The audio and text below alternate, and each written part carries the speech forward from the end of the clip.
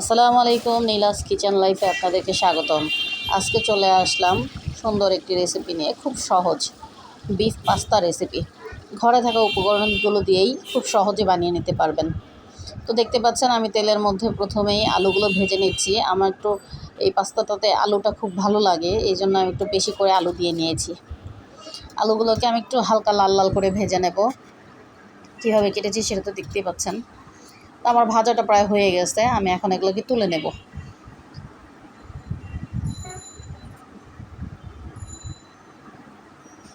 আমি এটা তুলে নেওয়ার পর আমি গরুর মাংসকে খুব ছোট ছোট করে পিস করে সেটাকে সামান্য একটু আদা এবং রসুন, আদা রসুন দুইটা মিলে হাফ চা চামচ হবে, আর হচ্ছে পরিমাণ মতো লবণ দিয়ে ম্যারিনেশন করে রেখেছিলাম। সেটাকে এখন ভেজে নেব এই তেলের মধ্যেই।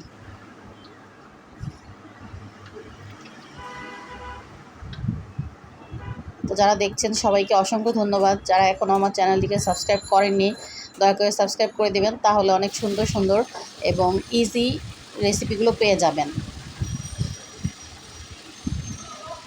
এই মাংসগুলোকে আমি একটু লাল লাল করে ভেজে নেব। খুবই ছোট ছোট করে আমি কেটেছি এখানে, আর এখানে যেহেতু ভাজতে দিয়েছি এটা আরও ছোট হয়ে যাবে। আমি একদম লাল লাল করে ভেজে নেব। এটা লাল লাল করে ভেজে নেওয়া মানে এনা যে পুড়ে গেছে, হ্যাঁ, একটু চুলার আঁচটা একটু মিডিয়াম ফ্লেমে ছিল, তো আমি একটু ভালো করে ভেজে নিয়েছি। এই ভাজাটা কিন্তু খেতে খুব দারুণ মজা হয় এবং এটা ভালো করে প্রপারলি সিদ্ধ হয়ে গেছে। এটা এমন না যে পুড়ে গেছে। আপনারা যখন বাসায় করবেন তখন আপনারা বুঝতে পারবেন। তো এই তেলের মধ্যে আমি এখন দুইটা ডিমকে ভেঙে এখানে ভালো করে ভেজে নেব। এই রেসিপিটার মধ্যে আপনারা চাইলে একদম শেষের দিকে আমি বলে দেব কোন সময়টাতে, চাইলে ওই সময়টাতে দুই কালার বা এক কালার যেই ক্যাপসিকামগুলো আপনাদের কাছে থাকে অ্যাভেলেবেল, সেই ক্যাপসিকাম এবং গাজর চাইলে অ্যাড করে নিতে পারেন। আমি এখানে দেইনি।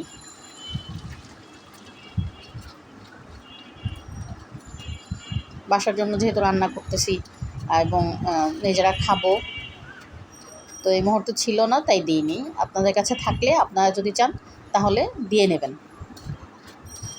এবং কখন কোন সময়টাতে দেবেন সেটাও আমি আপনাদেরকে বলে দেব। যারা পাকা রাঁধুনি, ভালো রাঁধুনি, তারা তো অবশ্যই জানেন কোন রান্না কিভাবে করতে হয়, কিন্তু যারা জানেন না তাদের জন্য আমার এই রেসিপিগুলো খুব হেল্পফুল হবে আমি আশা করি। এখানে আমি দেখতে পাচ্ছেন তেলটাকে কমিয়ে নিয়ে তারপর হচ্ছে আমি এখানে পেঁয়াজ এবং কাঁচামরিচ দিয়ে দিলাম। এখানে আপনারা যদি ঝাল খেতে চান সেক্ষেত্রে আরও বাড়িয়ে দিতে পারেন, বা ঝাল যদি না খেতে চান আরও কমিয়ে দিতে পারেন। আমার এই কাঁচামরিচগুলো খুব একটা ঝাল না, তাই আমি মিডিয়াম একটা পরিমাণ মতো দিয়ে নিয়েছি। পেঁয়াজটা আমি আধা ভাজা করব, একদম পুরো লাল করব না বা একদম কাঁচাটাও রাখবো না, একটু আধা ভাজা করব।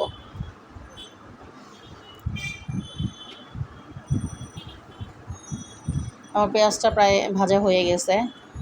আমি সামান্য একটু লবণ দিয়ে দেবো এই পেঁয়াজের মধ্যে, তাহলে পেঁয়াজের যে মিষ্টি ভাবটা সেটা চলে যাবে। যেহেতু আমি এটা একটু হালকা ঝাল ঝাল স্পাইসি টাইপের করতেছি পাস্তাটা, তো আমি মিষ্টি ভাবটা এখানে চাচ্ছি না। ডিমের কিছু কিছু অংশ একটু বড় বড় ছিল, সেটাকে আমি কেটে ছোটো করে নিলাম খুন্তির মাধ্যমেই। এখন আমি এখানে পাস্তাগুলো দিয়ে দেবো সিদ্ধ করে রাখা। এখানে 3 রকমের পাস্তা আছে, একসাথে আমি সিদ্ধ করে নিয়েছি ভালো করে, এবং সিদ্ধর সময় হালকা একটু লবণ দিয়েছিলাম। এখন আমি দিয়ে দিচ্ছি পরিমাণ মতো টেস্টিং সল্ট। টেস্টিং সল্টটা খেতে পারেন, খুব একটা পরিমাণ আছে, কম পরিমাণে। খুব বেশি পরিমাণে খেলে এটা সমস্যা করে। এটা খেতে হলে খুবই কম পরিমাণে খেতে হবে, তাহলে কোনো সমস্যা হবে না। এবং আমি এখানে সয়া সস দিয়ে দিয়েছি 3 টেবিল চামচের মতো। দেখতে পাচ্ছেন কালারটা কতটা সুন্দর চলে আসছে। আপনারা চাইলে এ পর্যায়ে সয়া সসের সাথে আপনার হচ্ছে কী বলে টমেটো, যে ক্যাচাপ বা টমেটো সস, সেটাও দিয়ে নিতে পারেন। তো আমি এখানে একটা স্বাদে ম্যাজিকের যে প্যাকেট আছে, 1 প্যাকেট ব্যবহার করতেছি। আপনারা যদি ক্যাপসিকামটা দিতে চান তাহলে কি করবেন, এই পর্যায়ে যখন আমি পাস্তাটা দিয়েছি তখনই সাথে সাথে ক্যাপসিকামটা দিয়ে দেবেন, কারণ ক্যাপসিকামটা খুব বেশি রান্না করা হয় না, এই ভাজার মধ্যেই ক্যাপসিকামটা মোটামুটি সিদ্ধ হয়ে যাবে। আমি দেখে নিলাম আমার এটা লবণ হয়েছে কিনা বা সিদ্ধ হয়েছে কিনা, পুরোপুরি প্রপারলি সব কিছু ঠিক আছে। আমি আরেকটু সামান্য সয়া সস দিয়ে নিলাম। আমার রান্নাটা প্রায় কমপ্লিট হয়ে গেছে, আমার রান্নাটা শেষ। কিন্তু আপনারা যদি চান এ পর্যায়ে কেউ এর মধ্যে চিজ ব্যবহার করবেন, সেটা অবশ্যই করে নিতে পারেন। এ পর্যায়ে চুলার আঁচটা একদম কমিয়ে দেবেন, একদম লো ফ্লেম যেটা সেটাতে দিয়ে দিবেন, দিয়ে উপর দিয়ে পাস্তার যে উপরে সেখানে আপনারা চিজগুলো ছড়িয়ে দিয়ে ঢেকে রাখলেই কিন্তু আপনার এটা চিজ পাস্তাটা হয়ে যাবে। তো একটা পাস্তার মধ্যে দেখতে পাচ্ছেন কয়েক রকম আপনি পেয়ে গেলেন। এখানে ক্যাপসিকাম ব্যবহার করেও করতে পারেন, চিজ ব্যবহার করেও এটা খেতে পারেন। এটা খেতে দারুণ মজা এবং ঘরে রাখা জিনিসগুলো দিয়েই হয়ে যাচ্ছে। দেখতে পাচ্ছেন কতটা সুন্দর লাগতেছে, এটা খেতেও খুব মজা। তো যারা যারা দেখলেন অবশ্যই সবাইকে অনেক ধন্যবাদ এবং আশা করি সবসময় আমার ভিডিওগুলোকে দেখবেন এবং আমাকে ফলো করবেন। ভালো থাকবেন সবাই, আল্লাহ হাফেজ।